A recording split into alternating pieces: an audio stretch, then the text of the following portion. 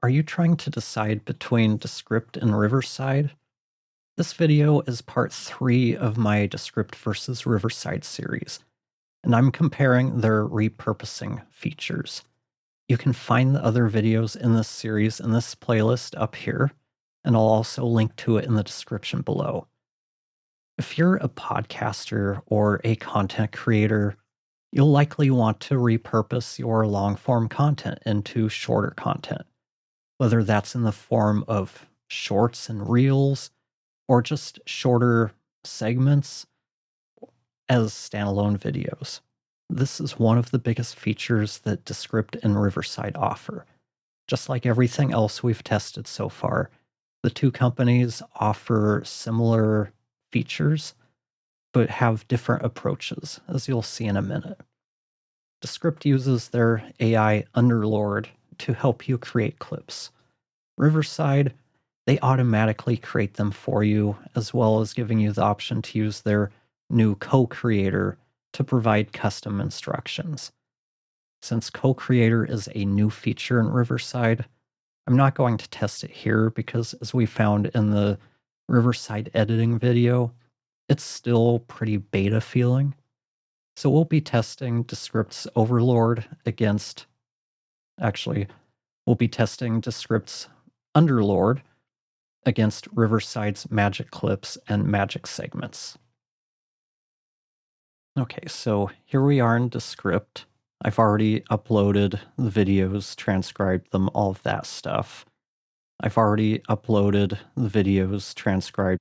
First thing I did was created some clips using AI tools. I used create clips. I used custom captions. I set the number of clips to 20, clip duration to 90 seconds. Well, the first time through, I did 180 seconds, which is 3 minutes. I found that most of the clips were over 3 minutes, so I tried setting it to 90 seconds. I only got one clip that was out of that run, and that one was under 3 minutes. So let's try one more thing.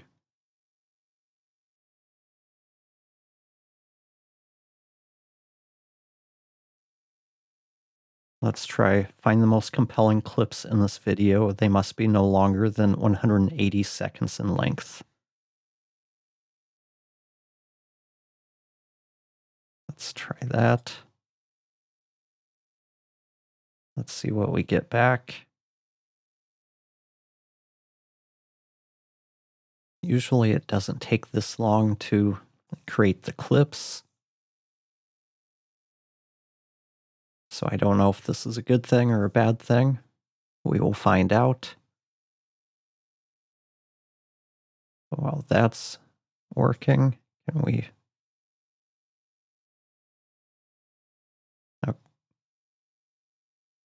Okay, so we got some clips. Okay, this batch, they're all under 180 seconds, so let's take a look at these. Truth about microphones, you still sound like you. This clip debunks a common misconception about microphones in a relatable and straightforward manner, making it both informative and attention-grabbing. Money versus quality, the truth about microphone investments. Debunking podcasting gear myth, what you really need. Let's check this one out.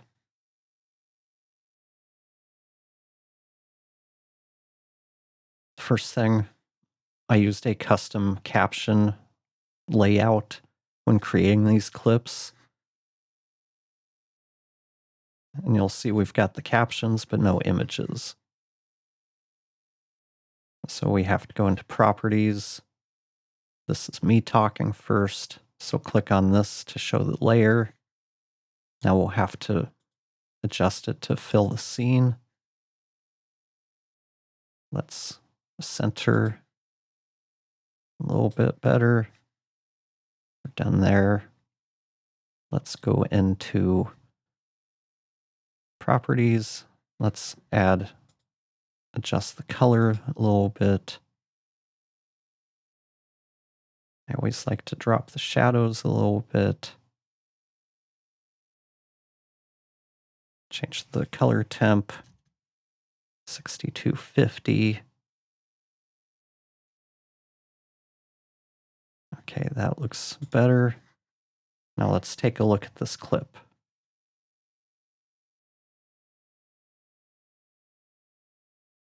Actually, I forgot that I need to apply these changes to all scenes.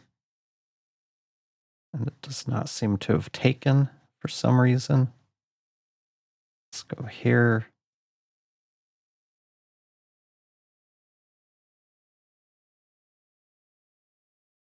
You can always copy and paste the settings. And I don't know why it keeps adding these fades or the smart transitions. I have it set up to not use them. I'll just go ahead and turn all of these off. Let's just go back to the timeline. We'll figure that out as we go.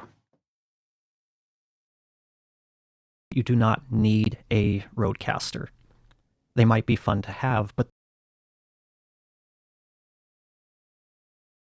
correct the spelling. Correct all. Roadcaster. They might be fun to have, but they're not a necessity. They're not going to make you sound any better. So that's one of the first things I want to get through. If you're recording by yourself, there's no one else in the room with you, whether you're doing remote interviews or just a solo show. A simple USB mic, that's all you need. And I'm a big advocate of keeping your setup as simple as possible. As you've seen during this live stream, the more complexity you add to it, the more there is to troubleshoot and try to figure out when something's not going right. With a USB mic, you have the mic, you have a cable, and you've got your device, your computer, whatever you're plugged into. Keep it simple. And there'll always be people out there that have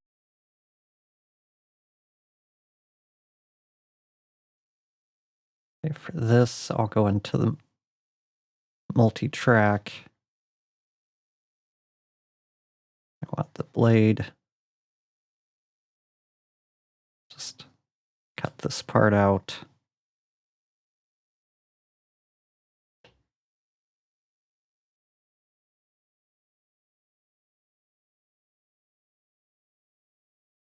Change this to matte.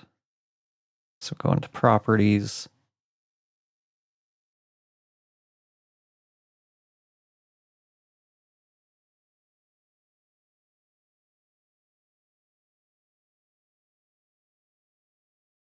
people out there. And there'll always be people out there that have. I'm just using Control C, Control V to copy and paste the layouts.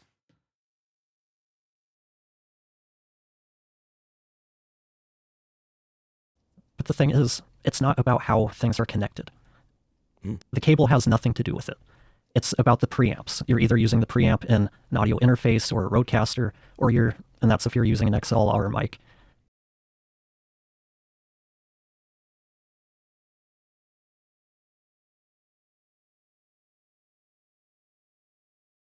XLR mic. Or if you're using USB, it's the preamp that is built into the microphone. The preamp and the audio to digital conversion. Those are the two main components.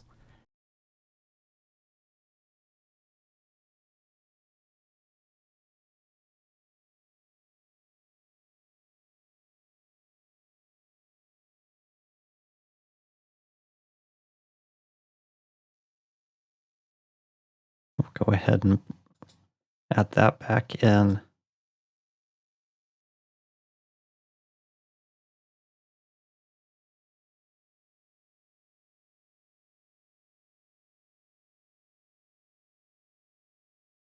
The built-in converters and preamps, you're not going to hear much difference between if I were to plug in this Fi-Fine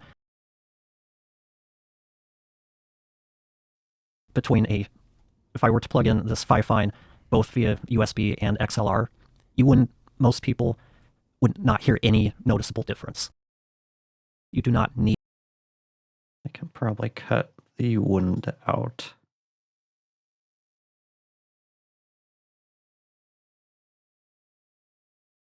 Via USB and XLR, most people would not hear any noticeable difference.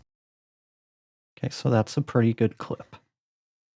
It's ready to go. Didn't take a whole lot of work. I'm still new to Descript, so trying to figure out how to get the layouts to apply to all of the same things. That's probably the only thing that's kind of clunky about doing this. But let's see. Audio over video, key to engaging content creation. Is a $300 mic really worth it? Truth behind noise blocking microphones. I know enough about what we talked about that these are going to be pretty decent clips.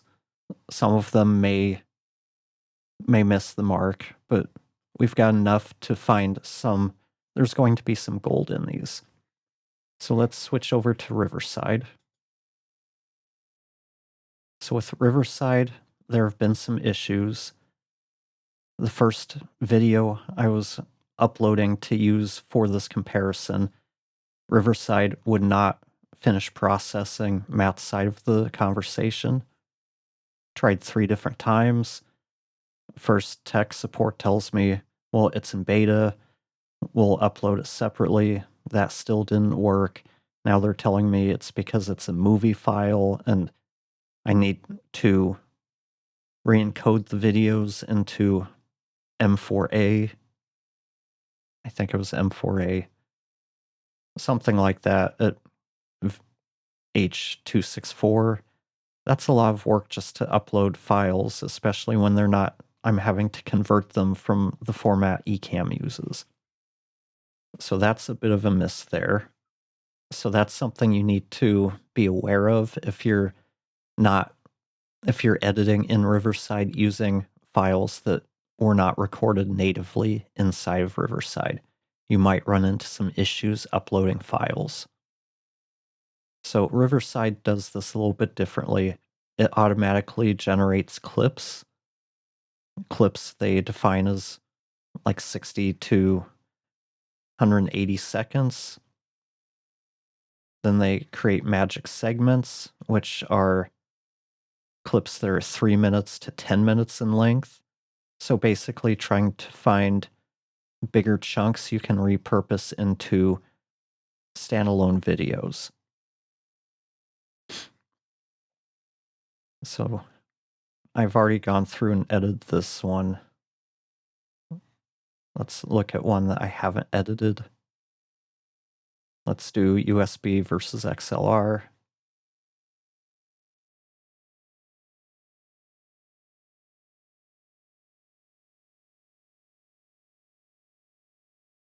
Let's just hit play. And there'll always be people. Actually, let's adjust go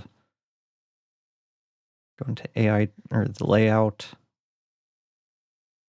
We want smart layouts.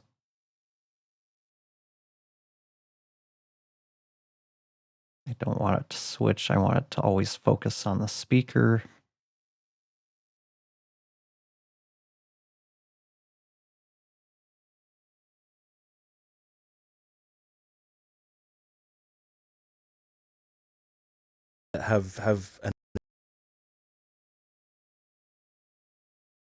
And there'll always be people out there that have.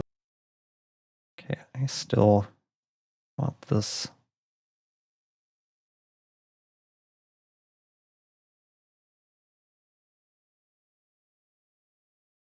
I find the Riverside editor to be really clunky. So let's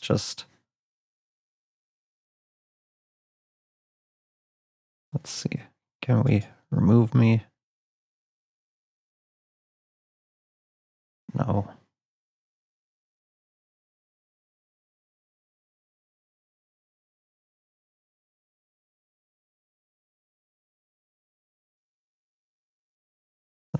do whatever I just did.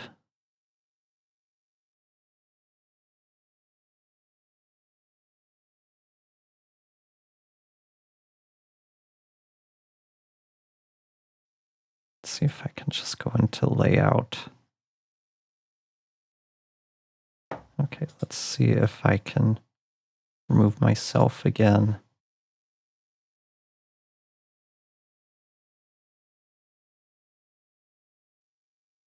Okay, so we've got full screen now. Let's see if I can change this to matte. Okay, I don't like where this is. Let's try making the font bigger.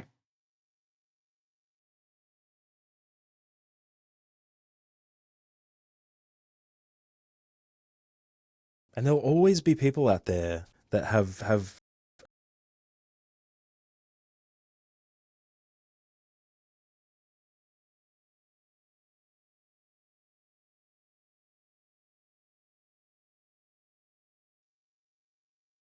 Okay, all scenes for that. Let's hope that actually takes now.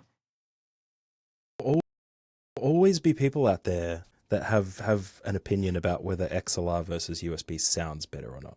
But I think USB's come a long way in the last while. The thing is, it's not about how things are connected. The cable has nothing to do with it. It's about the preamps. You're either using the preamp in an audio interface or a roadcaster, or and that's if you're using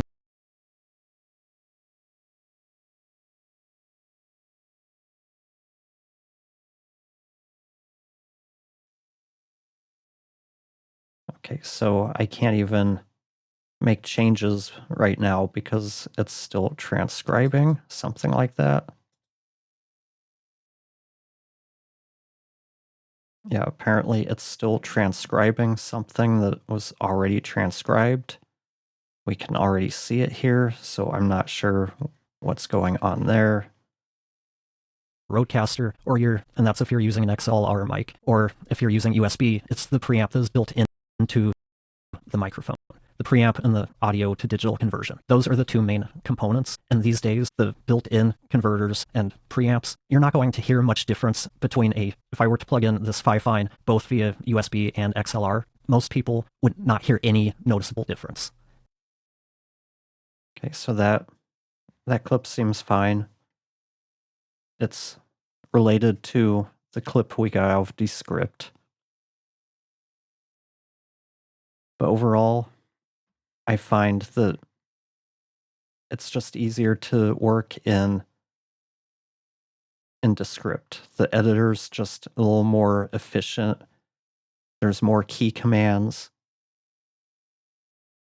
Riverside it seems clunky. That's the only way to describe it. It doesn't seem well thought out.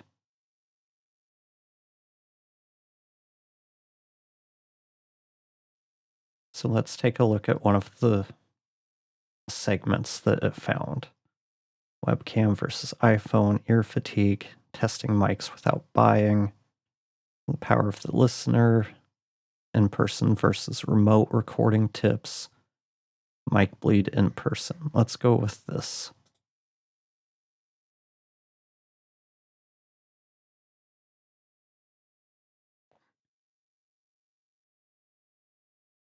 And for me, like I've edited for people and myself both in person and remote. And I think learning the tricks for both is important. Like just like being remote, the production tricks that you use to optimize the signal for both people, those tips aren't going to transfer across to the in-person. But the in-person has its own advantages. Like if you're recording in an interface with two microphones, the thing that you can guarantee is that no syncing will be required, presuming the technology works okay. So that means that when someone is talking in one microphone, when they hear it in the other microphone, they're going to be happening at the same time. So as long as the other person being present while the other mic is recording, you may not hear the... Okay, I really hate this random switching.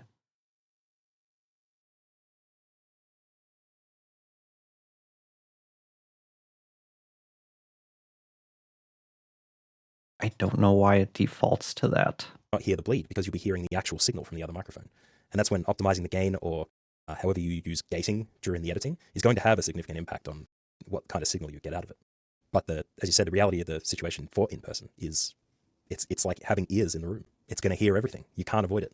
as much as dynamics reject it more than condensers, there's no one-touch solution yet about avoiding that bleed entirely. And that's a good point about the bleed when it comes to everything's in line with each other. So when people talk at the same time, you're not going to notice a whole lot, but when people get louder, you're going to hear that. You're going to hear it in the form of a little more reverb on things because you're getting the sound from two different mics in different locations. You're going to pick up more of the room sound. It's doubling up the imperfections in that space.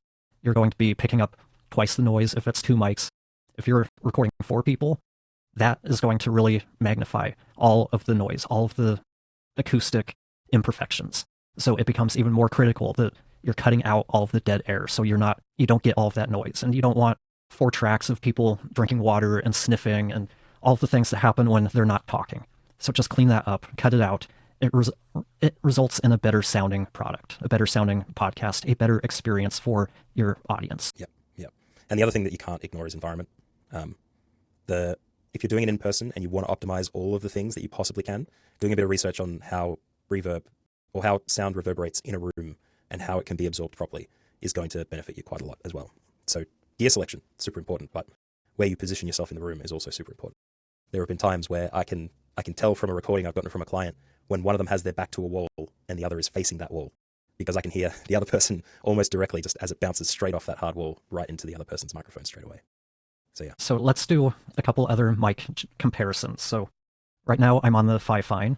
Let me mute that and we'll go to Samson Q9. I don't want to interrupt you, Jesse, but that's incredibly quiet. I'm not sure if it should be that quiet. There was a little bit of buzz too. Let me investigate that a little bit. Can I make a suggestion?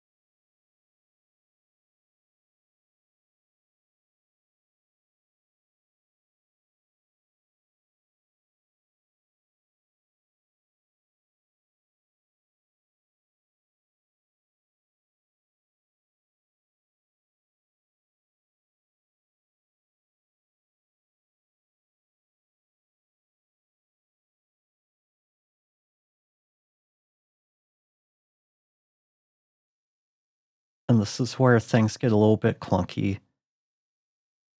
It was sluggish trying to select the text.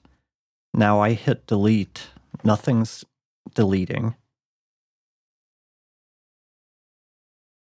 I don't have a menu. Make a suggestion. Let's try this again.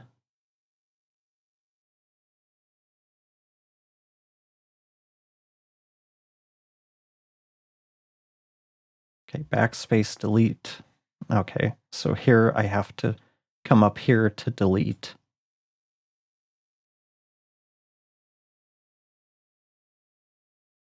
Now we can delete this. Okay, so that's a pretty decent clip that can stand alone. Let's go back to Descript real quick. And let's look at one of the longer clips we've got here.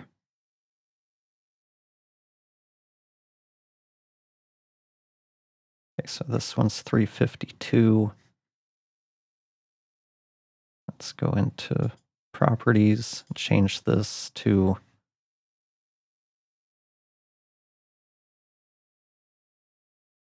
okay, so we need to change the format to landscape.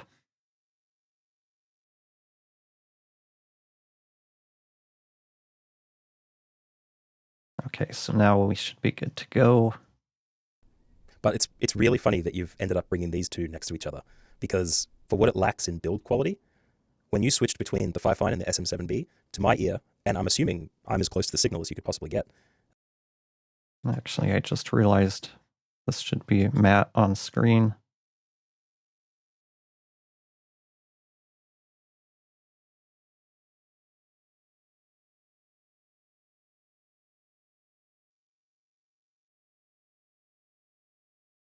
And I'll add color correction.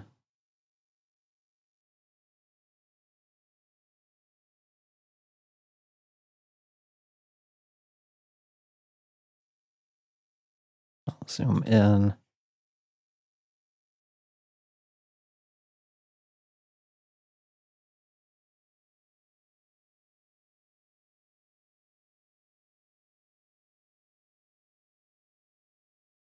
It's kind of the same too. They've gone for a similar shape.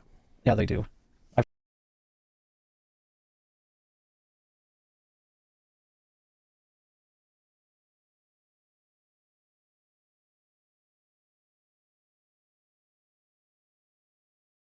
on in the Mackie is on the 5 fine. I've got the de-esser on, and I've got EQ.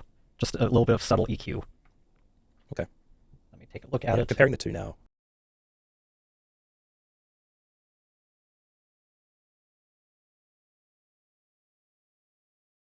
Comparing the two now, I can tell that there's probably a little bit more high end in the 5 fine. But No, we're still on the 7B. oh, you still have the 7. So here you go.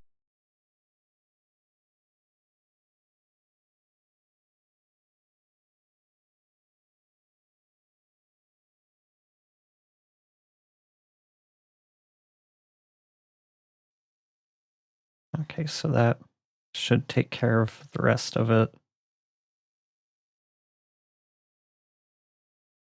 Oh, you still have the 7. So here you go. You can't even tell. I'm picking out problems with it. It's like,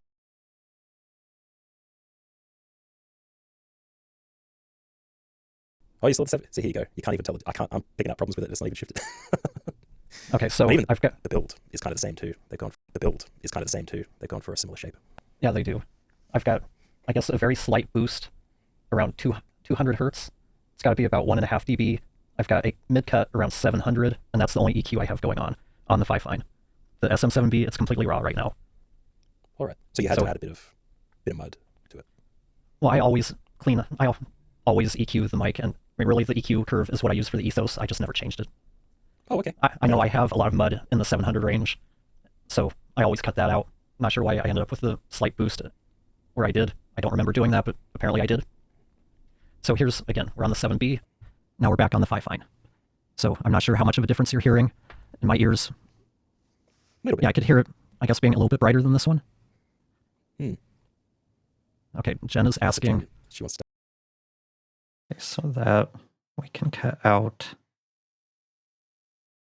Actually, no, she's asking about settings on the 7B. Okay, Jen is asking. She wants to dive in. What's the settings on the 7B itself? Helps if I look at it right side up. I have the, whatever they call it, the high-end boost on, but the other one is off. Not sure if you can see that. Come on, focus. So that's the settings I've got. And the 5 fine has it doesn't have any settings like that. The only things you have are the gain and headphone volume, I believe. Yeah, that's what it looks like. That's all that's on there. So yeah, there's not a lot to set on the. So I'll cut that out. And this is pretty much ready to go. Okay, so having tried both for repurposing content, I wouldn't say there's a clear winner. They're both more than capable, and they make it easy and quick to create clips from long-form recordings. I have the same issues with editing these clips as I did with editing the long-form content. If you want more of my thoughts on editing in Descript and Riverside, check out the videos where I am testing those individually. That has more of my thoughts as I edit live. But I feel like Descript has the edge when it comes to the power of its AI tools for creating clips and generating new clips. I wouldn't pick one over the other based on its repurposing features alone. It should be one factor in your decision, but it shouldn't be the driving force behind it. Now, what about you?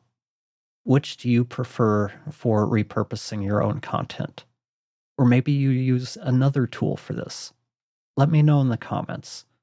I hope you've enjoyed this video, and if you've missed any of the others, you can check out this playlist here. And thanks for watching, and I'll talk to you next time.